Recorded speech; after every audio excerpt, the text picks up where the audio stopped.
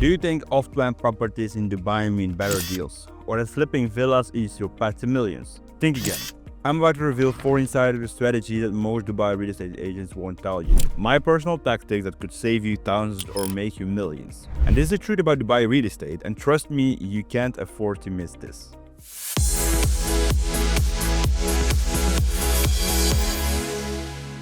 Hi, I'm Zach, founder of MFAS. If you're new here, I make videos about my personal real estate investments, tax optimization, and building wealth through smart global strategies. My own goal is to reach a $10 million net worth before I turn 30, which is why I'm constantly investing in both real estate and stocks to combine my wealth faster. Today though, we are focusing specifically on real estate, my personal experience with Dubai properties investments, and why I believe buying real estate in countries where you vacation is one of the smartest moves you can make. I'm sharing the raw reality of Dubai real estate that I've been learned throughout the years and investing here. I've made mistakes so you don't have to make them, and let's dive straight into it. Let me bust a major myth right now.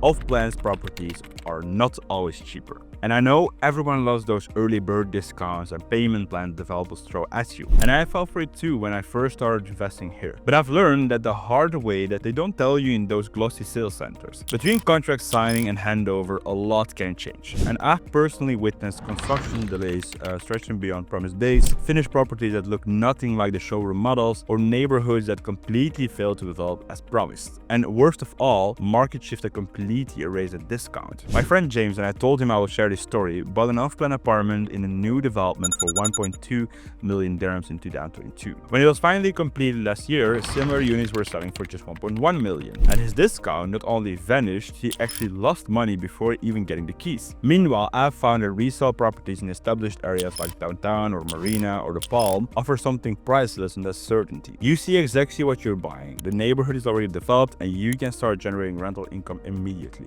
My personal rule is that if I go off-plan, I stick to these conditions. First of all, I only choose for tier 1 developers with proven track records. I research comparable resale properties, and sometimes they're actually cheaper when I factor in that you can immediately make money. Remember, a 10% discount isn't a deal if the project gets delayed by years. I've learned that time is money in real estate, and I learned the hard way. Now let's talk about my favorite subject, buy and hold versus fix and flip. Look, I get it, because we have all seen those American TV shows. Buy something cheap, throw in a new kitchen, and you flip it for 50k profit. 2 months later and done, you make the money. But I'm telling you, Dubai is different, very different, and let me break down why I personally believe fix and flip in Dubai is much riskier than most people think. First of all, renovation costs. Quality contractors are booked months in advance and they charge premium rates. Second, the resale market moves at its own pace here. So I've seen beautiful properties from months despite being priced to sell.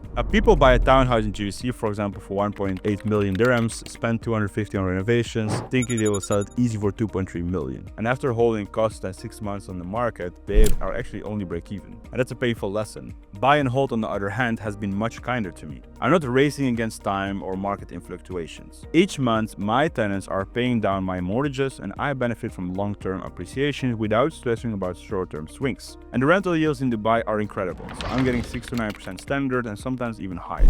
And this is why I personally stick to buy and hold for 90% of my investments. It's not so as exciting as flipping, but it's been far more reliable for building my wealth over time. I constantly hear people at networking events bragging about appreciation, like, hey, my apartment or my villa on the Palm doubled in value in 3 years. But appreciation is completely something out of your control. It depends on market cycles, government policies, global economics, factors none of us can predict constantly. And no matter what some gurus might claim, rental income is a completely different story. And it's why I sleep well at night. I've lived through Dubai's market corrections, and what saved me was my rental income. While property value drops in certain areas, the rental yields only decreased by about 5 to 10%. I was still generating solid cash flow despite the market downturn. And this is why my personal mantra is appreciation is a bonus, cash flow is my foundation. I invest for cash flow first and let appreciation be the cherry on top. Because cash flow is what keeps me in the game when markets turn, and believe me, they always turn. Now for my absolute favorite strategy that hardly anyone talks about is a global property network.